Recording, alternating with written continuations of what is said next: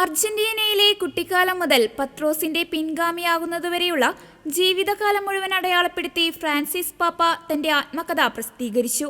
ഒരു മാർപ്പാപ്പ ആദ്യമായി തയ്യാറാക്കുന്ന പുസ്തകമെന്ന നിലയിൽ പാപ്പയുടെ ആത്മകഥ ഹോപ്പ് അഥവാ പ്രത്യാശ ഇപ്പോൾ ശ്രദ്ധ നേടുകയാണ്.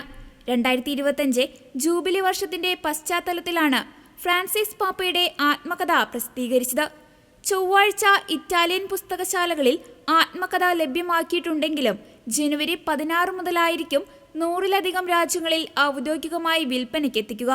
320 പേജുള്ള ഇംഗ്ലീഷ് പതിപ്പ് റാൻഡം ഹൗസ് ആണ് പുറത്തിറക്കുന്നത്. പരിശുദ്ധ പിതാവിനെ തന്റെ ജീവിതകഥ പറയാൻ സഹായിച്ച പത്രപ്രവർത്തകൻ കാർലോ മുസ്സോയുടെ സഹകരണത്തോടെ 6 വർഷത്തെ പ്രവർത്തന ഫലമായാണ് പുസ്തകം പുറത്തിറക്കിയിരിക്കുന്നത്. തന്റെ അനുഭവക്കുറിപ്പുകൾക്ക് പുറമെ യുദ്ധവും സമാധാനവും, കുടിയേറ്റം, പാരിസ്ഥിതിക പ്രതിസന്ധി, സാമൂഹിക നയം, ലൈംഗികത, കത്തോലിക്ക സഭയുടെ ഭാവി തുടങ്ങിയ വിഷയങ്ങളും മാർപ്പാപ്പ പുസ്തകത്തിൽ പ്രമേയമാക്കുന്നുണ്ട്. 2019 മാർച്ചിൽ ഓർമ്മക്കുറിപ്പ് സംബന്ധിക്കുന്ന എഴുത്തുകൾക്ക് പാപ്പ തുടക്കമിട്ടിരുന്നു.